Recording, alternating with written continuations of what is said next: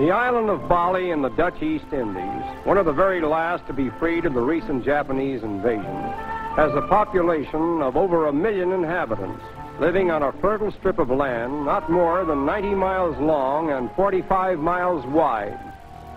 According to history, about 500 years ago, tribes of religious refugees from India invaded Bali, intermarried with the natives, and ultimately brought about all that is known today as Balinese.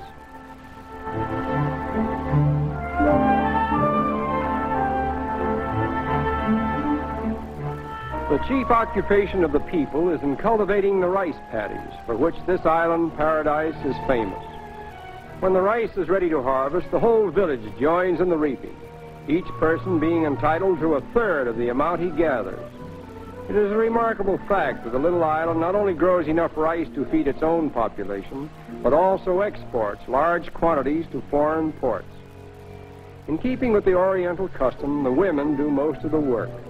But in this island paradise, enough food can be produced in 4 months to satisfy the wants of the natives for the whole year. The women of Bali are noted for their erect carriage and splendid poise. From early childhood, they carry heavy loads upon their heads, developing strong and upright figures. The native homes are usually built in compounds, which include several families.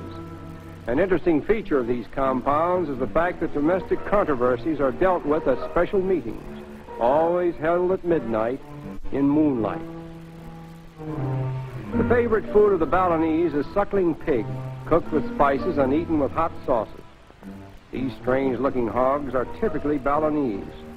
They are fed upon banana leaves, coconuts, rice, and all the other foods that nature so bountifully bestows upon them.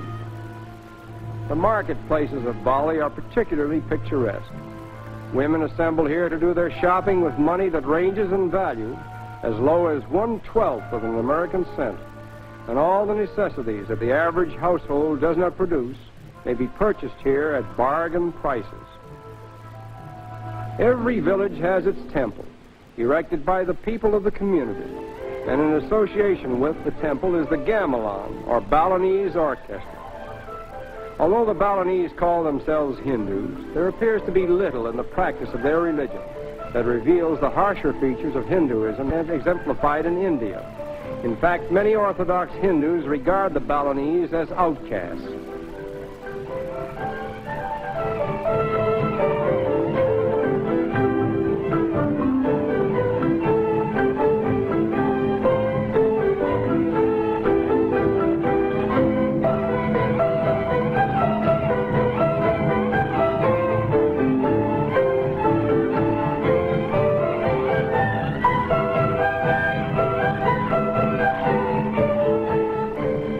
Concerts take place as a rule by night in the precincts of the temple. There is no music to read, for none is written, and sometimes the moon alone suffices to illuminate the scene. The music is learned by ear and handed down from generation to generation. The orchestras are composed of local men who, regardless of position or caste, are brought together by their innate love of music and dancing.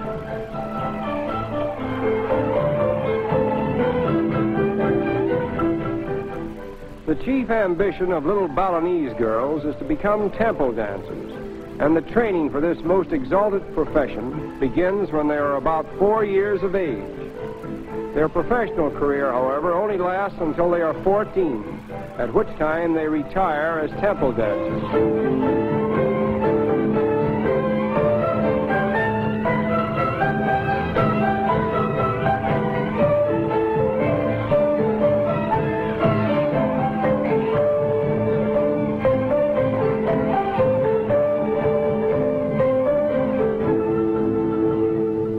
Foremost among the dances of Bali is one called the kachak, and it never fails to attract the entire population of the village in which it is performed.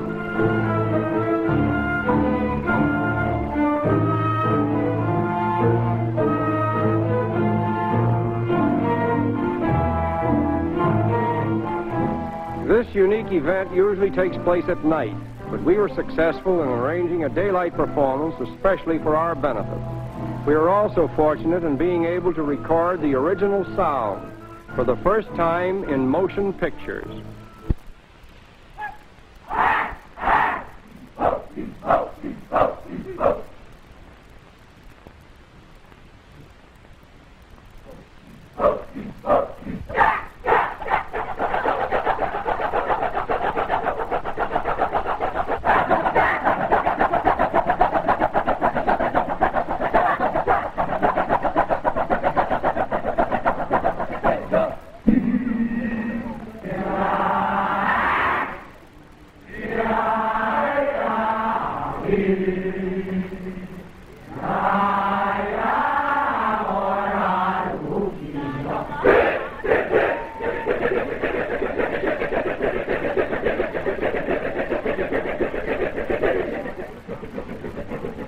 There are conflicting stories regarding the real meaning of this strange ceremony, but it all seems to be based upon the age-old struggle between the forces of good and evil, in which good triumphs, as it eventually does everywhere else in the world.